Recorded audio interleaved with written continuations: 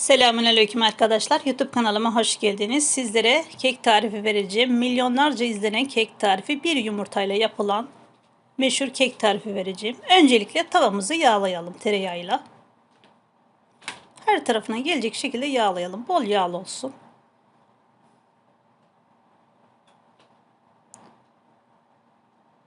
İçerisine 2 yemek kaşığı şeker serpiştirelim. Her tarafına gelecek şekilde.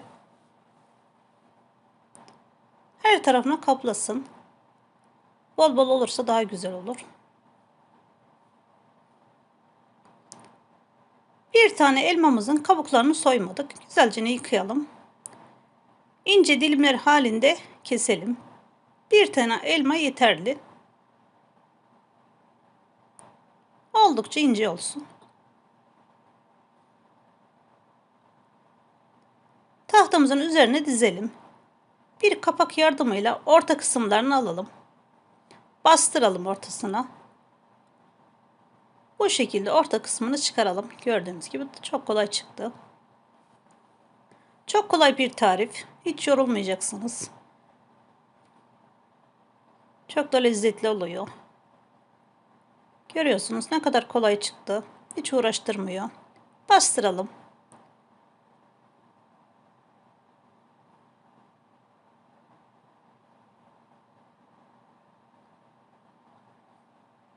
Orta kısımlarını aldık. Elmalarımızı kenara alalım.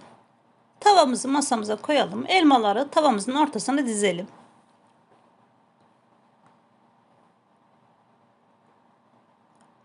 Elma çabuk pişiyor.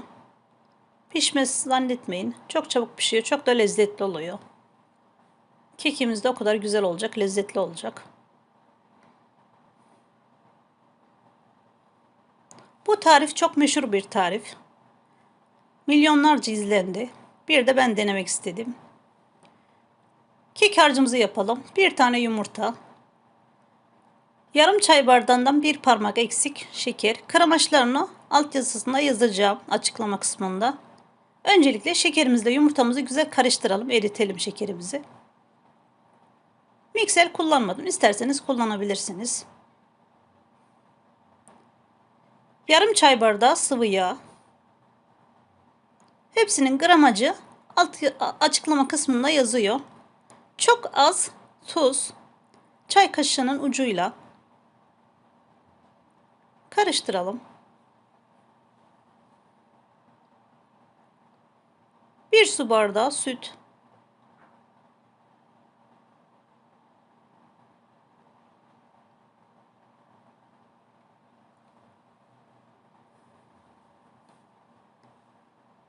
Unumuzu ilave edelim.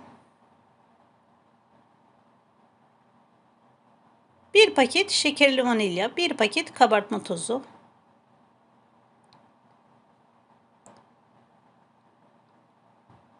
Onu isterseniz eleyerek ilave edin, isterseniz daha önceden eleyin. Ben ilave etmeden önce elemiştim.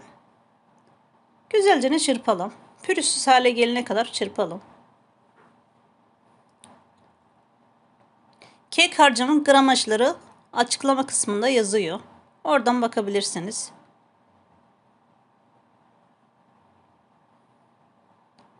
Kek harcımızı hazırladık. Tavamızı masamıza alalım.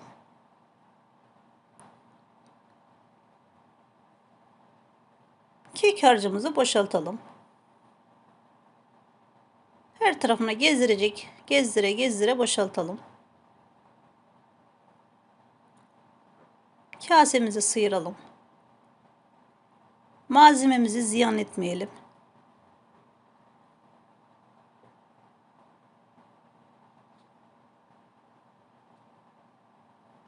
Spatulayla kek harcının ulaşmadığı yere gezdirelim. Birkaç defa sallayalım masada. Ocağımızı alalım. Kısık ateşte kapağını kapatalım. Üzeri bu şekilde göz göz olana kadar elinizi üzerine bastırın. Elinize yapışmayacak şekilde olsun. Çevirecek zaman altını biraz açın. Ben açmadığım için altı tam kızarmadı. Bu şekilde de güzel oldu. Pamuk gibi kabardı.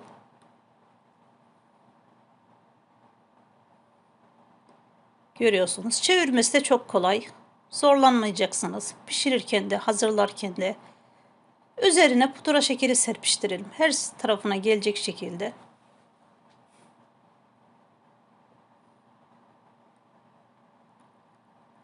Altı nar gibi kızardı. Hindistan cevizi serpiştirelim. İsterseniz fındık, fıstık, ceviz o şekilde de serpiştirebilirsiniz. Antep fıstığı da güzel olur.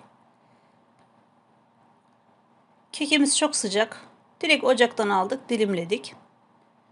Sizler için içerisinde göstereyim içini de. Görüyorsunuz ne kadar güzel kabardı. Puf puf kabardı. Nar gibi de kızardı. Elmamız da çok güzel pişti.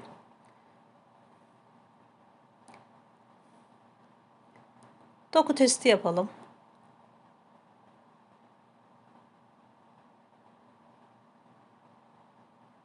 Evet arkadaşlar, beni buraya kadar izlediyseniz kanalıma abone olmayı, yorum yapmayı, tariflerimi beğenip paylaşmayı unutmayın. Zil sesini açarsanız güzel tariflerimden daima haberiniz olacak. Beni izlediğiniz için çok teşekkür ediyorum. Afiyet olsun.